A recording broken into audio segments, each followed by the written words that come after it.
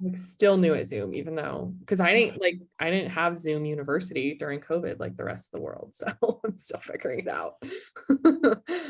Anyways, what's up, guys? Happy Monday night. Thank you so much for joining us if you are live. And if you're watching the recording, thank you for joining us there.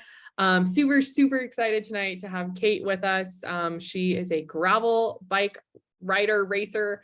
I don't know the exact terminology. She can help with that. But she rides for all bodies on bikes and distance to zero, I think. I can't remember. Distance to empty. Distance to empty. Okay, it's one of those. So anyways, yeah, I'm just super excited to have her on tonight and to talk about bikes and inclusivity within the outdoors and all of the good things. So Kate, I will let you take it away. All right. Hi, guys. I'm Kate Herrick Madden. I am, well, let me start my slideshow because that has some pieces in there. All right, slideshow. Is everyone able to see my, let's go backwards to the top. Everybody able to see that? Awesome. Yeah. Inclusion and adventure in gravel racing and finding joy at the back of the pack is kind of what I'm aiming for today. If I don't hit that target, feel free to ask me questions to get me back on target. I have a lot of, I'm a 7th grade science teacher, and so I have a lot of experience talking in front of kids. And I'm relatively new to talking in front of adults. So I'm happy to have this experience to help me learn and grow. And anyone can please feel free to reach out and ask me questions if you want to after the fact. So who am I? I'm a single mother of 2 boys. My older son's autistic. I'm a teacher, 7th grade science, and I'm the gift and talented coordinator here in Salida, Colorado. I'm a 45-year-old woman, so I have all those middle-aged aches and pains and kind of different pieces to who I am. I've had some life experiences that kind of I hope I've grown from and kind of give me a different perspective than I had when I was 25. And I'm a cyclist and an adventurer. I had the fortune of going to an all-girls outdoors camp in Vermont when I was a girl. For many years, worked there after I was a camper, and there really learned that as a woman, I can do anything I want to do. I spent my first night in the woods by myself when I was 13, chopped down my first tree when I was 13, learned how to backpack, rock climb, canoe. And so it really has been a lifelong adventure piece for me. In 2018, I decided we lived in, my ex-husband and I had moved to Salida in 2011, and I had watched all these friends and community members mountain biking on the trails around here. And so I asked for a mountain bike and kind of procured one. And I started casually mountain biking around the trails. And at this point, I'm 6 feet tall. I've been 6 feet tall since I was in 7th or 8th grade. And then life happened and I gained weight. And so I'm not only a large person, but then I gained weight on top of that. And I'm not small. My fitness, where I was when I was in high school, I played on a men's rugby team in high school. I played varsity basketball. My fitness wasn't there. Life happened for a variety of reasons. And so I got out and I started riding with 2 friends. And they're like, just pedal. And if you stop, we'll stop. And just keep going. And they were so encouraging of me to just ride at whatever pace I wanted to or needed to, that I kept riding. And then I got divorced, or we separated, and I started kind of trying to figure out who I was as an individual, and who had lost over the years of being a mother and being a teacher and just giving lots to other people. And I found out about Rome Fest in Fruita, which is an all women's mountain bike festival put on by Rome Events. Two amazing women started that. I don't know, 2018, I think was the first year. And I went on the spur of the moment, and I went. I didn't realize when I got in that how fortunate I was to get in. And I went, and it was this group of women being powerful together and celebrating each other's successes. And in talking to the founders, they were looking initially to create some place where these total badass women, mountain bikers, could come together and ride together, but not be competitive. And so they were trying to create a place where there was a camaraderie without it having to be a race. And that feeling of power and cooperation and support really took me back to where I was as a kid at the camp in Vermont. And I was blown away by like, wow, look at all this power of people just celebrating each other and being a woman. So I'm gonna I may be ADHD. I don't actually have a diagnosis. However, I do not think linearly. So I did get distracted. And Rome Fest is magical. And so I forget their names, but they're wonderful. If anyone doesn't, or if anyone hasn't heard the story of Rome Fest or Fruita and these women, Katie, you know Alyssa, I actually took her to these two women moved Andy and Ash. Andy and Ash, that's their names. They own this pizzeria in Fruita. Oh no, those are two different ones. Sorry. Oh yeah, sorry, we are thinking of different people. Yes. I was just thinking I was like going on the Fruita train. Yeah, you were going, and that is, I rode with them this year. Yeah. And did a photo shoot with them. They are amazing people. They started the hot tomato pizzeria in Fruita. Yeah. I was like, Ash and Andy founded. I was combining like Rome and hot tomato in one, and they're not the same. That was me. They're not the same, but they're very closely linked. Equally magical. But y'all still watch the video Life of Pi, just to get a little bit of an idea of, I think it does, I mean, even though it's not Rome Fest, I think it does kind of give like this taste of what it's like, and of what the riding in Fruita is like, which is magical. So this was kind of my intro that I started on is Rome Fest Fruita. At Rome Fest, they have like an epic dance party. They have the expo with all sorts of workshops. They have group rides of various levels. They have a film festival, and they had a speaker panel. And at the speaker panel was Kaylee Kornhauser, one of the co-founders of All Bodies on Bikes. And she spoke about being a fat cyclist that and being a plus size athlete in the cycling industry. And even though she's probably a foot shorter than I am, I felt seen for the very first time. Like, holy mackerel, I can be a large bodied person and I can still be an athlete. And hearing her talk was pretty powerful. And then they showed, and it was the first time that Kaylee had actually seen it shown in front of a large body, but they showed this film that kind of launched this group, All Bodies on Bikes. It was a film made by Shimano and focused on Kaylee and Marley Blonsky riding as fat cyclists, which is a term that they use to self-identify.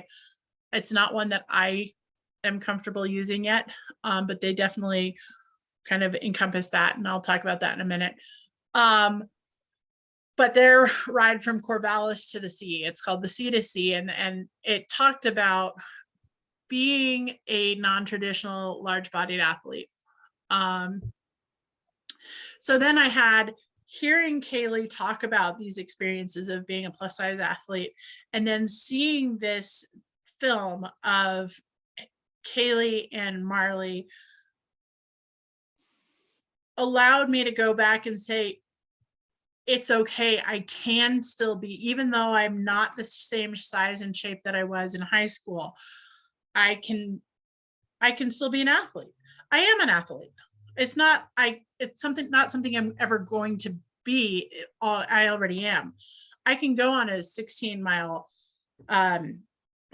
day hike without thinking about it. I can go backpacking. I have the skills.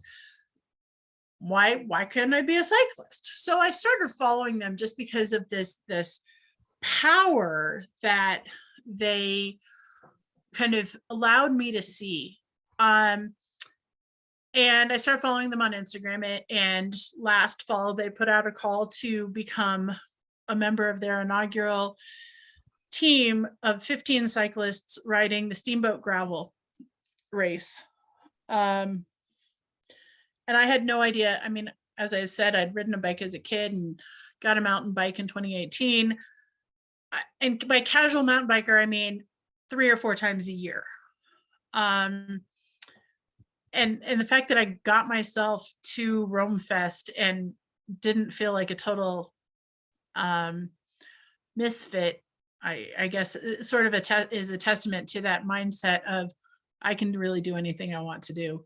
That was hiding under these layers.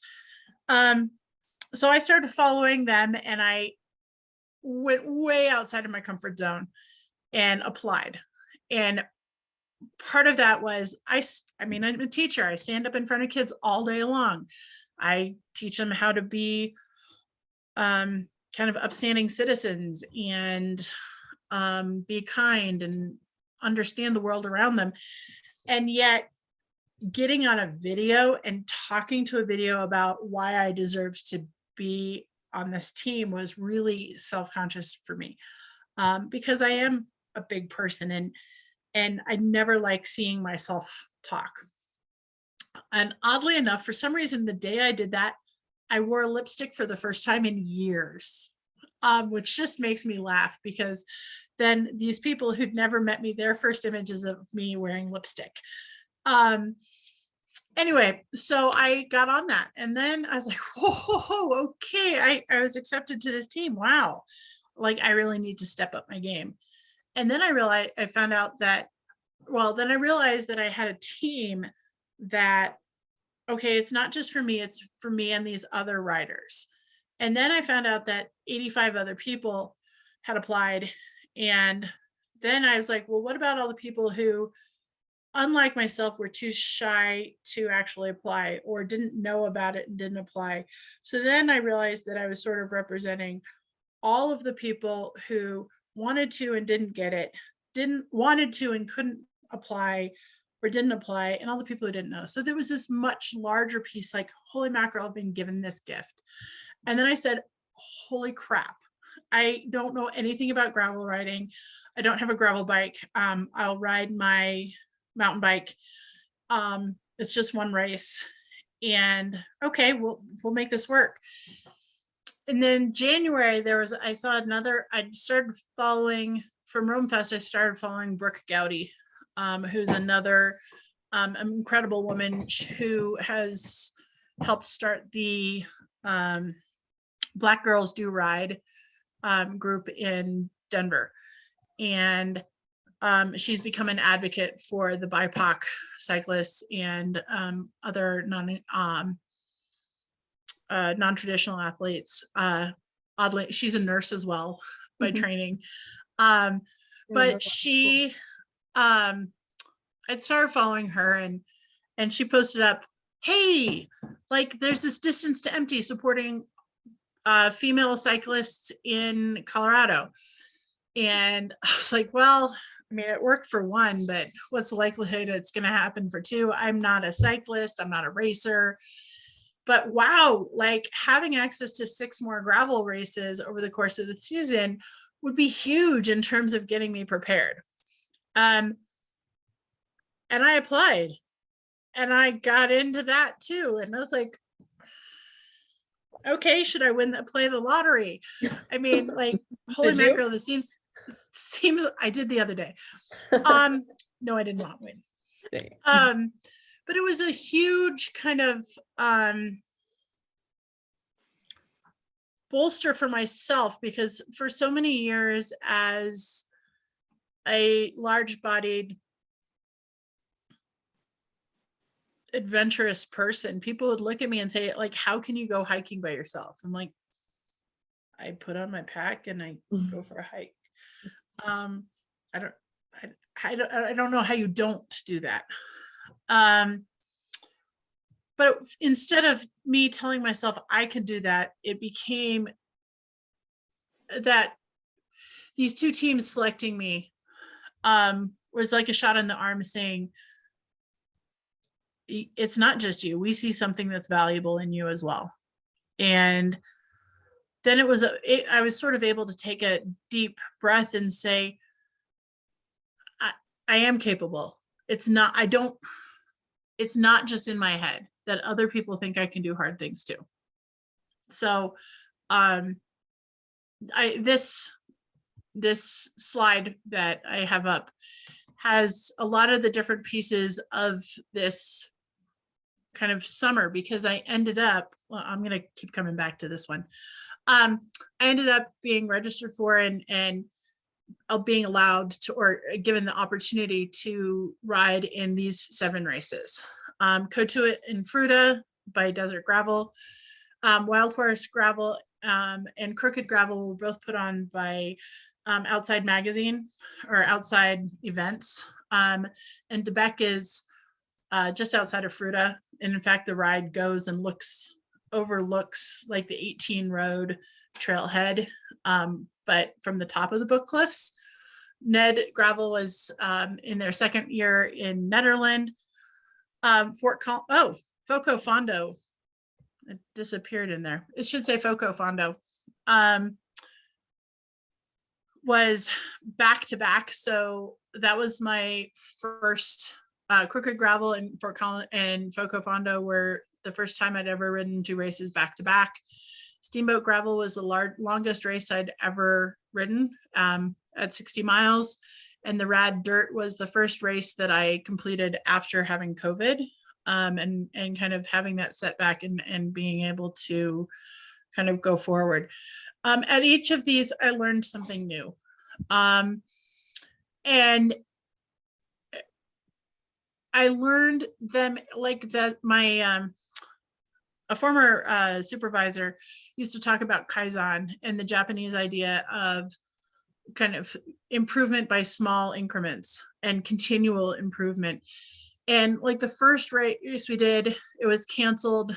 Cotuit was canceled because of the mud, and it just poured the night before.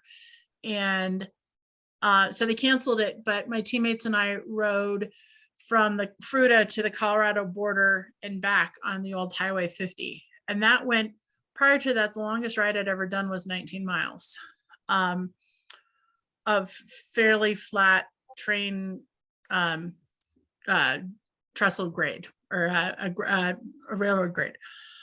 So 19 miles, that was 42, I think, 45, somewhere in there.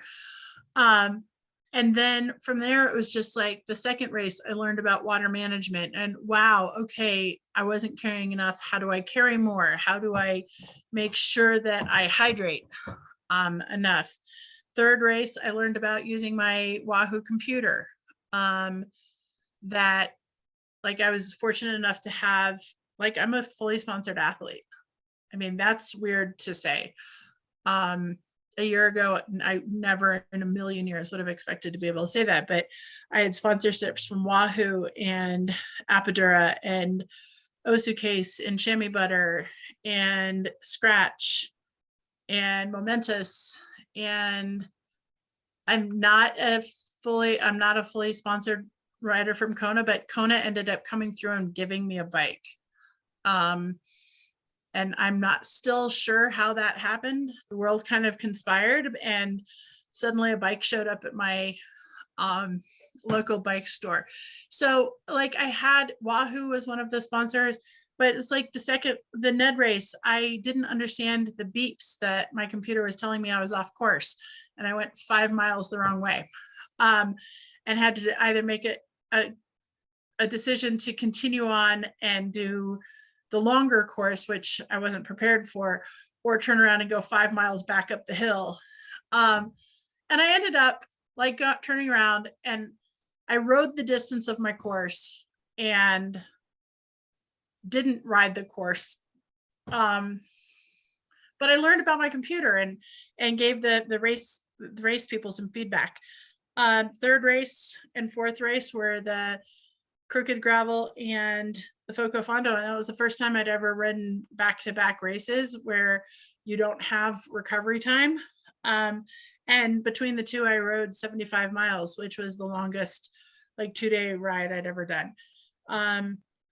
This, I'm trying to think, the middle picture was me riding in Fort Collins, as was the bottom one with the woman in the pink and yellow. I was 100% confident I was the last on the 50-mile course, and I came around the corner at the peak of the course, and this woman was sitting behind a bush and said, "Are you okay?" She said, I've called in a lift. I'm done." And I said, "You sure you don't want to go downhill with me? It's just that way." And so she rode 1 mile and 2 mile and 3 mile, and 25 miles later, she crossed the finish line with me. And it was just like, that was it for me. I didn't care about being last. I was enjoying being last on the ride because I ride by myself during training. And so I don't mind riding by myself on these races. It's what I'm used to. And so one, I had company for the first time ever, but two, I was able to help somebody else finish something that they were going to quit, and she managed to make it. This one down at the bottom was the guy in the red shirt was one of the students in the very first class I taught 10 years ago. And his parents own the local bike shop that put my bike together. And they're like, "Oh, by the way, Camden's going to be at the race." And he and another former student waited at the finish line for me, even though I was dead on the course. And so this was my very first gravel race ever. And you'll notice that I'm riding my mountain bike. That is honestly, having done it once, I would 100% take my mountain bike on that course again, because it was 14 miles up or 14 and a half miles up and 14 and a half miles down in a single peak like this. And the top of the peak was 28% grade, I think. I mean, that represented the low point for me of the entire season, was looking at the bottom of that hill and seeing the aid station at the top and going, how the hell am I supposed to get up there? Because I am out of water, I'm tired, I'm thirsty, I'm dehydrated, and I have been for miles. And yet I came down it and I was going 40 miles an hour down this hill on a rutted ranch road, and remembered that I had suspension in my mountain bike, and I turned it on and flew, and it was so much fun. It was really a real lesson in that type 2 fun on the way up. This sucks right now and it's going to be fun later. And type 1 fun, literally hooting and hollering at the top of my lungs on the way down. Awesome. The distance to empty team had 4 riders. 2 of us were in our 40s, 2 of them are in their early 20s. And the other 40-year-old was like pushing to be pro. Like, she podiumed every race that she did with us. The other 2, one was has Chinese parents. The other one was an Afghani refugee. And this was, Hannah first found out about this at, first started riding dirt at Rome Fest with me, and then found out about it through Brooke and got onto this team. And so we really like 4 very, very different stories, and all of us were able to compete and learn through the season and grow. And Hannah, Layla, and I have all been invited back to race a second season with Distance to Empty next year, with a fully supported season. So I'll be racing all of these races again, including Steamboat, because they've added Steamboat on there, even though I'm not going to do that with All Bodies on Bikes. I did some training. This was a picture of training at elevation up in Tin Cup. Just trying to get miles in, and long, slow slogs up another railroad grade. This was up to Marshall Pass. This is 10 miles long and slow and steady, like 4, 5, 6% grade, but straight up over 10 miles. It felt like a huge accomplishment to have that climb under my belt. I'm not a climber. Like, I've got a mass advantage on the downhill, but climbing's pretty miserable.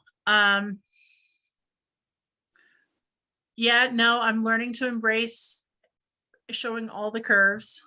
And I found joy in pedaling and finding success in me. I found joy in helping Anna finish that race. What you don't see in the picture in the bottom right hand corner is the 2 inches of snow we got the night before that melted, and figuring out whether I was going to be able to, well, my tent was literally a sheet of ice the night before, and I woke up and, am I going to ride? I don't know. Let me have breakfast. Am I going to ride? Oh, okay, I'll get down to the trading post. Am I going to ride? Yeah, I'm going to ride. So shifting gears a little bit, kind of that's the story of kind of the races I did. I have 2 Kona bikes. This is a Mahona and this is a Rove. The Mahona is my hardtail that has kind of been my steady work steed. And we added bar ends on it for when I thought I was going to that was going to be my gravel bike for the summer or for the season. When I realized I was going to have 7 races, that I thought maybe I needed to start thinking about investing in a actual gravel bike.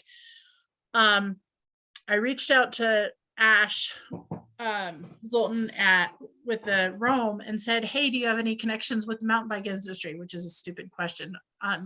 Of course she does. She used to race professionally, but she put me in touch with the people at Kona, and somehow this bike, this Rove, made it to me. And it's the first time I'd ever ridden drop bars. And so learning what was comfortable and adjusting it. And my friend who took me on my very first ride with my Mahona, I used to refer to Scott and Tracy as my sponsors, sort of like my kind of AA sponsors. Hi, my name is Kate. I went for a bike ride today. And I would do that. I would call them and send them the map of every single ride I went on. And Scott left his job as the chief mechanic at a shop and opened his own shop. And so like he got me a stem extender so that, yeah, because I'm tall, but I have short arms, like how do we make it the most comfortable? And because we measured the bike, it's the right size bike, but how do we do other pieces? You'll notice that it does have these tires that are kind of smooth and knobby.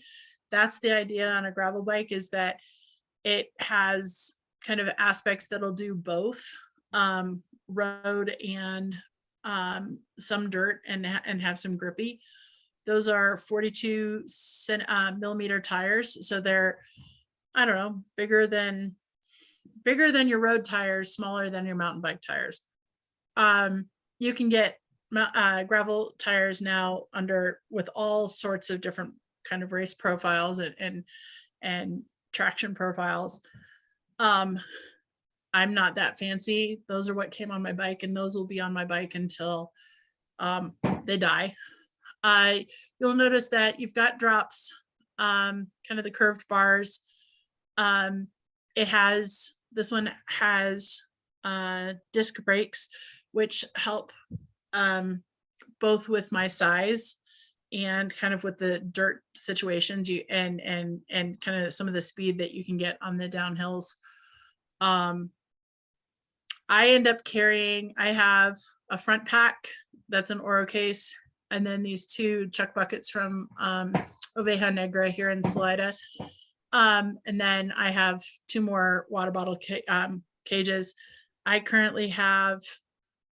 carry for almost 6 liters of water on most rides for myself. I saw Laura go, what? I sweat profusely and have since I was as long as I can remember. And so it's really easy for me to get dehydrated. And when I started training for this, I started realizing that I don't care how much weight I'm carrying on my bike. If I'm going to run out of water, I'm going to be miserable. And I'd rather train and ride carrying that much weight than risk running out of water, because I started hiking the Colorado Trail by myself 23 years ago. And I ran out of water and started hallucinating and had to be picked up because my feet were doing weird things like in my vision, because I just got too hot and dry, and it was a dry summer and there wasn't water where they said there was going to be water. And I know this about myself. So part of for cycling for me has been about knowing yourself and what your own needs are. Knowing that what these courses are, I'll carry more water on some courses and less on others now, because I know how far it is to the stations and what the profile is going to look like that's going to get me there. I ride with a hydration pack on my back, so I always have 2 liters there. I have 2 liter water bottles, and then I usually carry 2 20-ounce bottles as well. And for me, I wanted to put this up because it's important that you know that working out, it could be in the gym or on the trainer in my living room while my kids sit and watch TV and rot their brains on whatever movie I decide to put on while I train. It could be take myself on a mountain bike adventure down in Taos. It could be going for a ride with my kids. I had to realize that training looks like the best that you can. And that's sort of one of those pieces for me of life.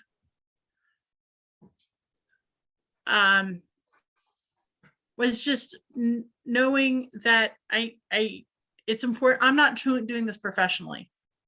I'm not making money off of this. I am sponsored. I am supported. I have a great support network, both at home and with my teams.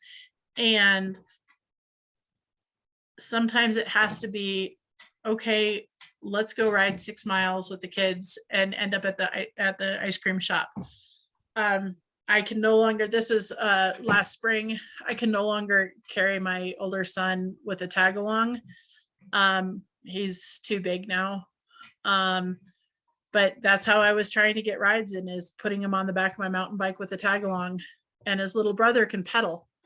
Now we have my older son rides a trike, and it's one of those little granny tricycles with a basket on the back. And after going to Rome Fest this year, where they asked me to come back and be a speaker on the Shred Talk panel, which was an interesting full circle piece for me, I learned about all of this and kind of changed my outlook about my own identity at Rome Fest last year, and just shared my story this year as kind of a bookend.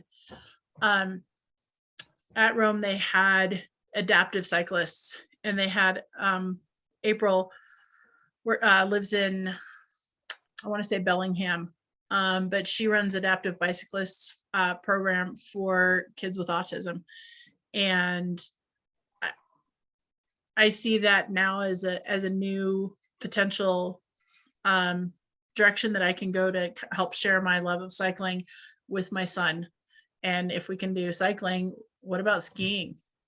I mean, he's quirky. He doesn't have good balance, but like, what if we used adaptive, not just for people with spinal cord injuries, but also with people with other disabilities or kind of physical challenges. So being kind to myself about what a workout looks like. It could be lots of different things. I did put a couple of links in here, both to the All Bodies on Bikes Shimano video. That was the very first one that started me, as well as the All Bodies on Bikes team and the Distance to Empty. Two things. One,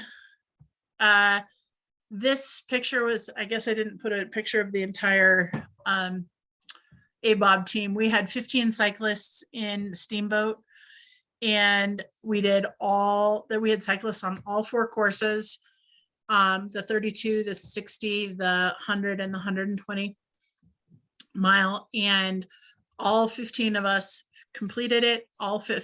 There were no mechanicals and no injuries. And those people, through the monthly Zoom meetings and trainings, have become some of my best friends. And the support that they showed each other has continued. As a group, we have decided to help Marley and Kaylee turn the All Bodies on Bikes into a nonprofit so that we can continue the program and share it with more people and kind of create that continuity that will allow us to continue. So I currently sit on the executive board, or the executive leadership team that's working on making All Bodies on Bikes a nonprofit. And as I said at the beginning, I found out at the end of the RAD in Trinidad I guess that was October 8th, that not only is Distance to Empty being able to come back for a second season, the founder got transverse myelitis immediately after launching the program, and she wasn't sure she was ever going to be able to walk again, let alone ride a bike. And so between their physical struggles and health, they weren't able to give us the season that they wanted to. And so they've invited all 3 of us back for a second season, which the video dropped yesterday of them wrapping up our season, announcing to us that we were going to be brought back for a second team or second season, and opening applications for another 4 cyclists on top of the 3 of us to get your foot in the door on cycling in Colorado. So it's women cycling based in Colorado. I highly encourage everybody to apply because it's just Starla and Gina are awesome. But one of the reasons I applied for the Distance to Empty in the first place was I was a teacher during the pandemic, coming off a divorce, single parent, kid with autism. And the big one was I have this big race that I just was awarded in Steamboat, and I don't know the first freaking thing about gravel riding. And I realized as I was packing for Steamboat, I started panicking. I'm like, oh my God, the Steamboat's here. The big race is here. Oh my God. And then I went back to that idea of Kaizen and said, you've learned about food and energy management. You've learned about hydration management. You have the bike, you have the gear, you have Like, you know what you don't know, you know what you need to know, you know how to work your computer. You can pack this. And I stopped panicking and I took a deep breath and I put my bike on my truck and I put my bag with all my stuff that I'd learned from all my other races. And I went and I did my ride. And I have never been wetter because it poured and I had lightning literally cracking over my head, and came down with a huge grin as I raced down the hill with another cyclist who had been on the 100 or 120 mile race, because the courses all overlap enough that I was able to ride with other cyclists and watch the big pelotons go by.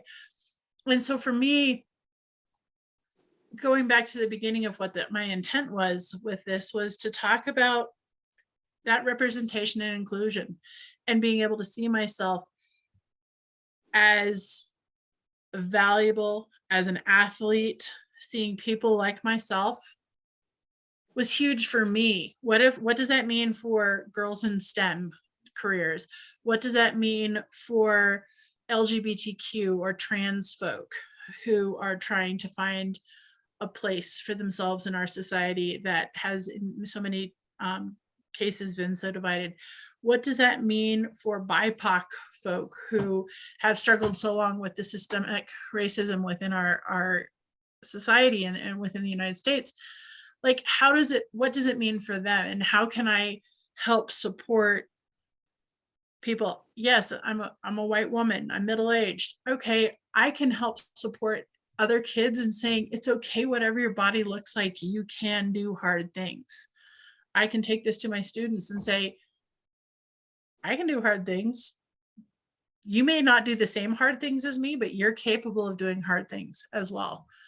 And it really did teach me, like, this whole thing was, okay, I was super sensitive at the beginning of this to wearing the kit that shows every single curve. And would I want a kit that would fit a little bit better?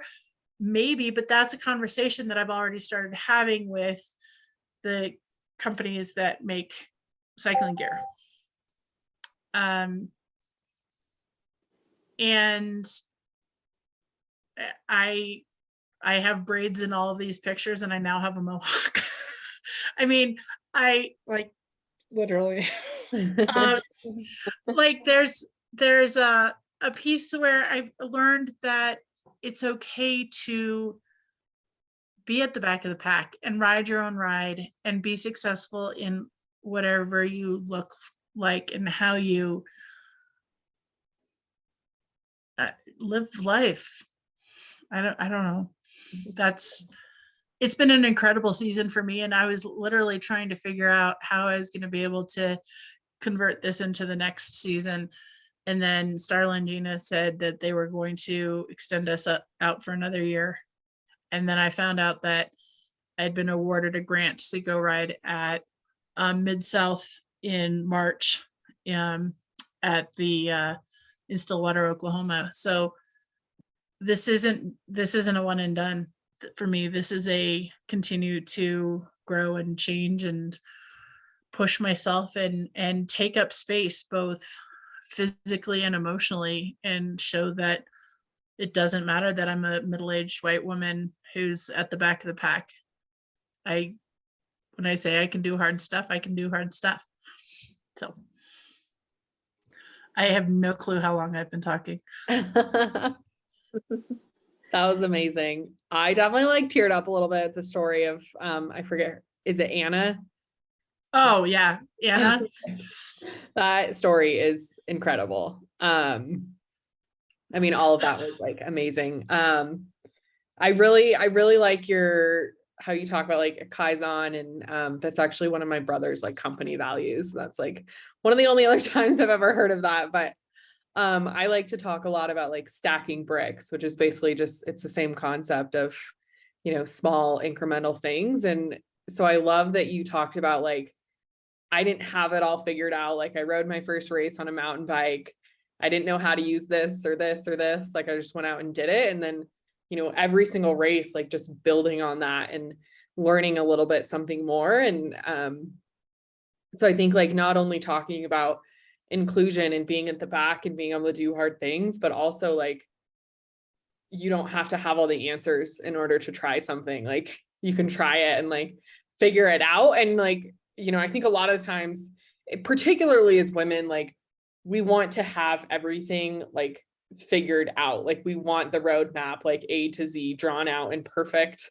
This is how it's going to look. And it's like, well, usually you just have to start at A and get to B. And then when you're there, you can figure out B to C. And so yeah, I think that that was like a really great example of just like doing the thing and figuring it out and asking questions and, you know, leaning on community. And that was, yeah. Foco Fondo was interesting because after riding the day before, I'd had a mechanical, like my bike fell over at the finish line and bent the derailleur. And so I stopped in Boulder at Boulder Cyclery or University Cycles, and they straightened my bike out, and I kept going to Fort Collins, and I wasn't sure I was going to be able to ride 50 miles, but I got to the turnoff and I was like, yep, I'll just keep going. And I was like, I knew I was at the back of the pack, and I was just had my own tunes, and I was listening to some of them on repeat and stopping when I needed to pee. And I mean, I think I peed 10 times on the course at Foco Fondo. 6 liters of water. Yeah. I didn't have a headache, and I wasn't dehydrated. There you go. I love it. But so there's so many lessons in the everyday, like, and even at the rad, Layla, like she didn't pee all day, and we started talking to her like, what have you been drinking? She's like, well, I had water. I had like 20 ounces of water over the course of 100. She was trying to ride a century. And then, so we made her electrolytes, and no wonder she was having cramps and so forth. And then we made her electrolyte bottles and said, drink these tonight. And the next morning I said, have you had it? Did you finish them? And she said, no. And I'm like, do you know why we're trying to do this? And we gave her a lesson. Like, she'd ridden several of these races with us, but she still didn't know about what electrolytes did for your body. And that now she's like, oh, gotcha. Now she may still not drink as much as I do, but I think she's going to have a greater appreciation for why it's important to manage those electrolytes. And it's, as women, there's so many people who should on you, and we should on ourselves. Like, and I'm saying should, SHOULD, that we should be able to do things. You should look a certain way. You should have all the answers. And I think that that's a good point, is like, you don't have all the answers. But I had a lot more answers by the end than I did at the beginning. And I'm now more confident and I went back and I watched the application video from the All Bodies on Bikes Steamboat Gravel, and I'm not the same person I was then, despite that. And the hair notwithstanding. This happens every 4 or 5 years, but last time I shaved it off. I just buzzed the whole thing. This time I'm actually having fun doing it. But yeah. Katie, do you have any questions from? I feel like I could think of so many, but the biggest one, I guess, since we're running a little short on time, was how did you find and connect with the communities and groups that you have? Because I know there are so many online places like Instagram, Facebook, just so much saturation. Mostly it's been Instagram. Was mostly my connection, and it started with following the people who I admired their messages from that Rome Fest, from like Brooke Gowdy and Kaylee and Marley and All Bodies on Bikes. And then as I met people and I learned new messages, I started following them in their stories. And those communities have really like come together. I've had people, well, and you'll see that I have rainbow socks in all of, you can't see them in the other pictures. I wear rainbow socks every time I ride. And then people have recognized me from the rainbow socks and been like, oh, you were at, I'm like, yeah, that was me. And I had somebody fangirl me for the first time on Instagram when I was down in Telluride, and it blew me away that I'm now doing something that is getting attention, because I always shunned attention because I was so tall and I stood out like a sore thumb. And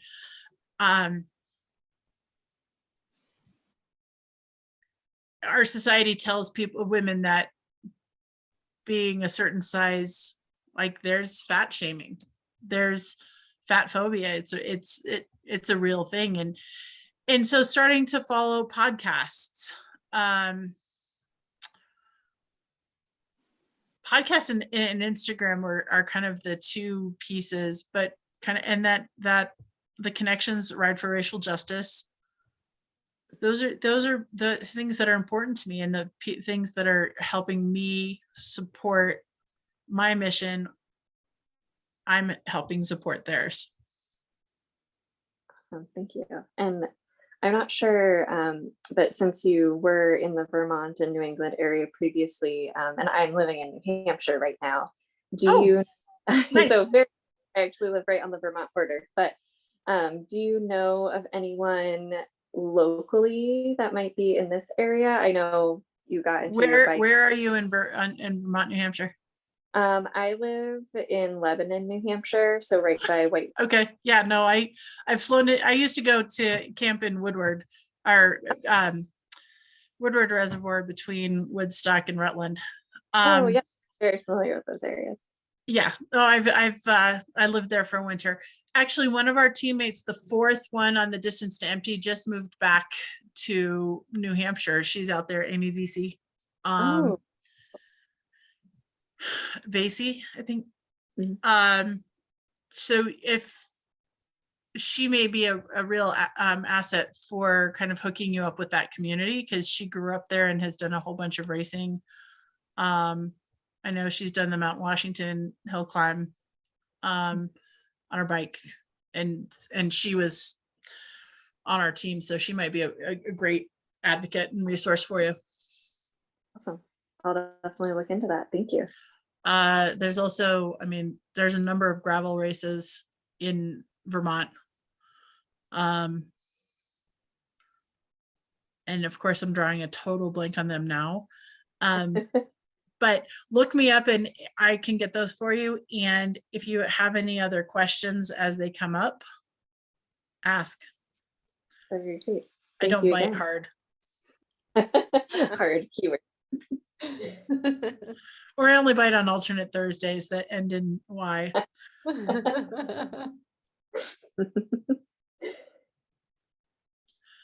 Amy, do you have any questions?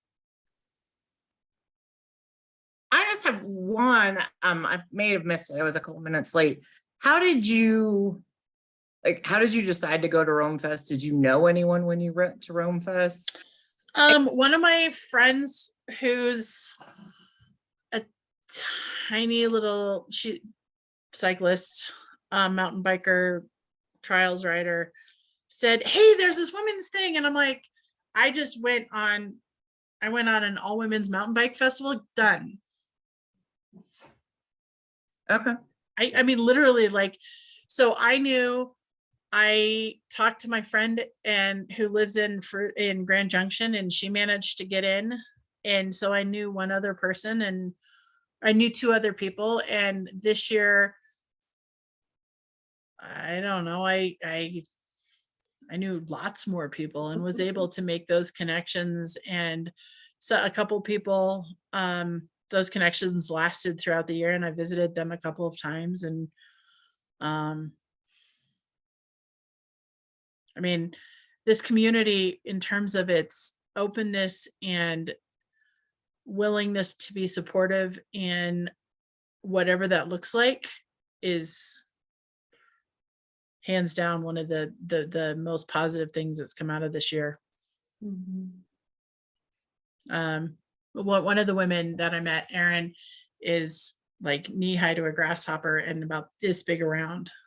And so she and I were actually able to have a conversation about body image and kind of its role in our society from both ends of the spectrum, and how it's not just big, it's not just small. It's like people tell her to eat more all the time, and she's like, I can't physically eat more, like I won't put on weight.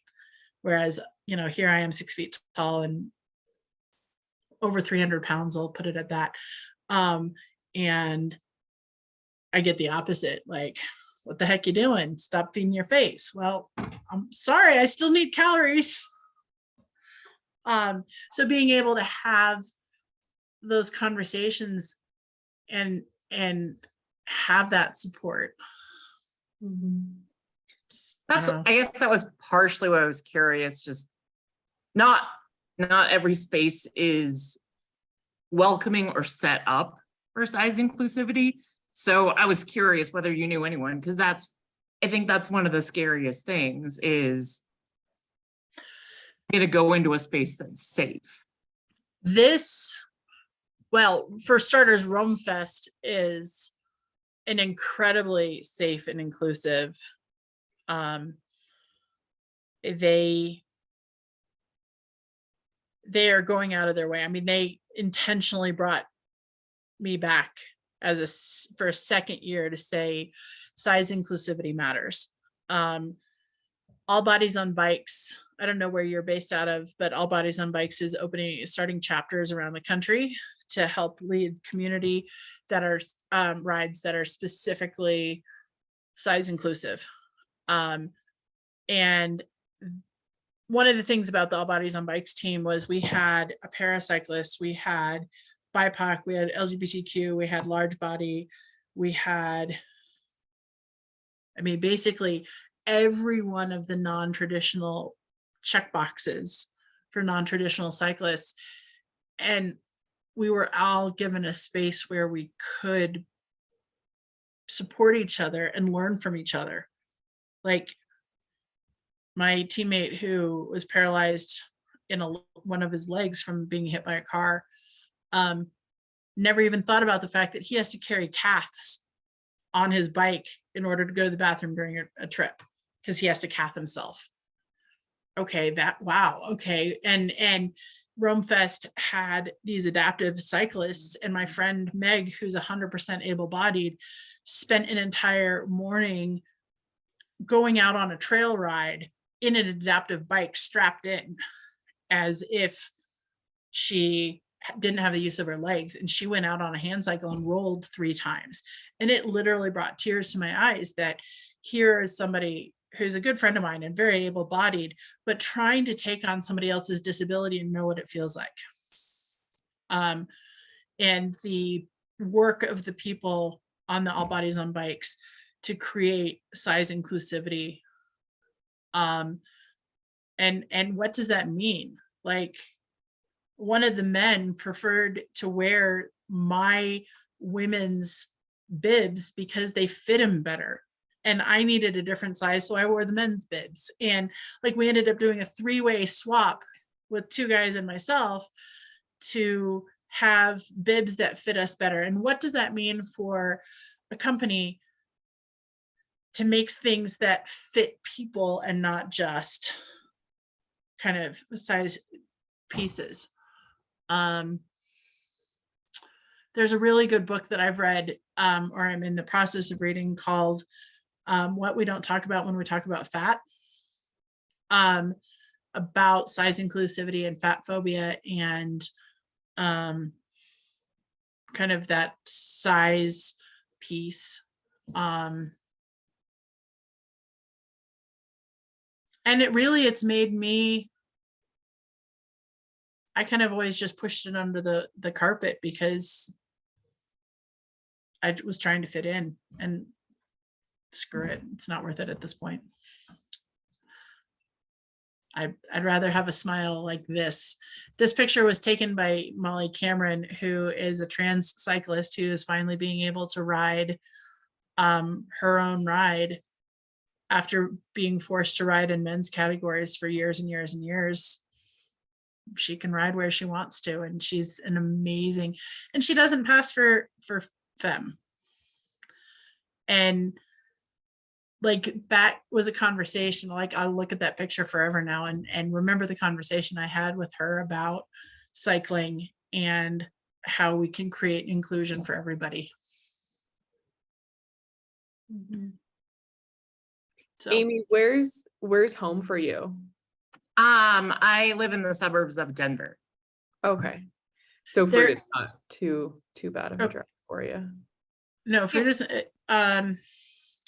there's, I was gonna say they have Moab, it also wouldn't be, they have bike demo tours, and I don't know where they are with that with Rome, but they last spring Yeah, they the had Rome some- rally or whatever. the Rome rally. Mhm. Sorry, got cold again. Rome rally, but they had some in Moab. They're also working, there was a chapter, I think they're planning on starting a chapter of All Bodies on Bikes in Denver. Yeah, I think so. I follow All Bodies on Bikes and Marley on Instagram. And then I've on and off, I've road cycled over the last several years, but want to switch and have been trying to decide, do I want to gravel? Do I want a mountain bike? Which do I want to do? You know, you guys all know it's one of those things, like, how many bikes do I want to own? How many other things do I want to own? Yeah. Because I also I wish I had a drop seat on my Kona on my hardtail. Oh, okay. And I've never ridden an e-bike, and I've never ridden a full suspension. So, I mean, cost efficiency. Do you want flat? Well, there are people who ride flat bar gravel bikes. Like, there are people who ride drop bar. There are people who, I mean, my drops don't look like, are kind of a weird shape compared to other people's.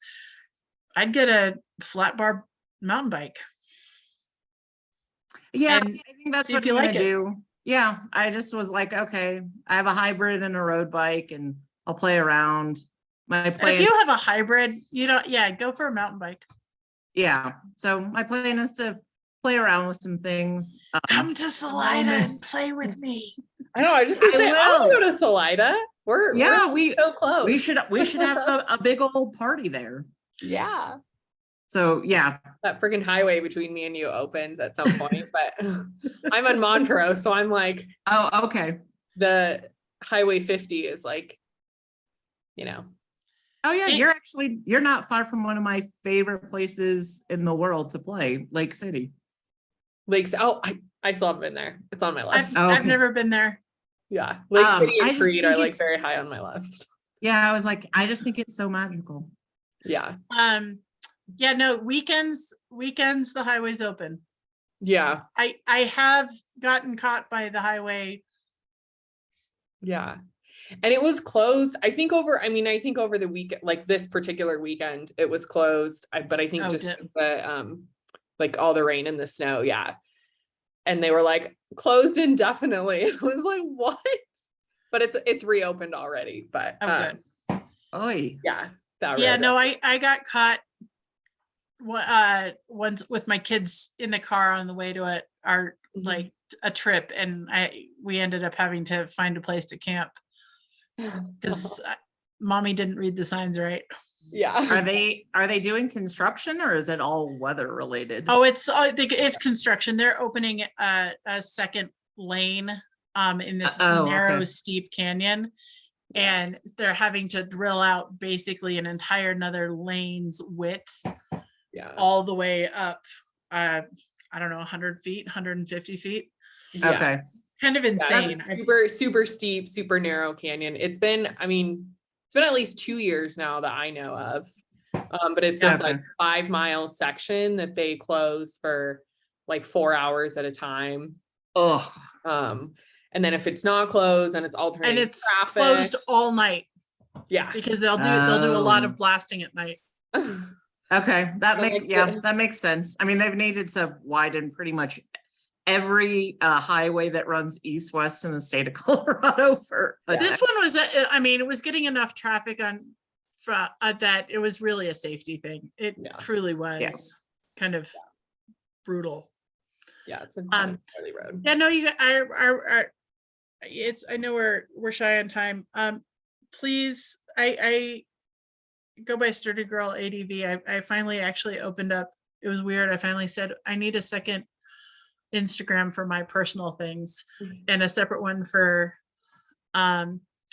cycling, Sturdy Girl ADV. That way I'm not just stuck to cycling, since I backpack and hike and I don't know, do other adventures. But if you have questions, please reach out. Awesome. Thank you so much, Kate. This was amazing. You're welcome. Thanks for having me on and listening to me ramble. We appreciate it. This was awesome. Super inspirational, for sure. Excellent. All righty, everyone. Have a lovely night.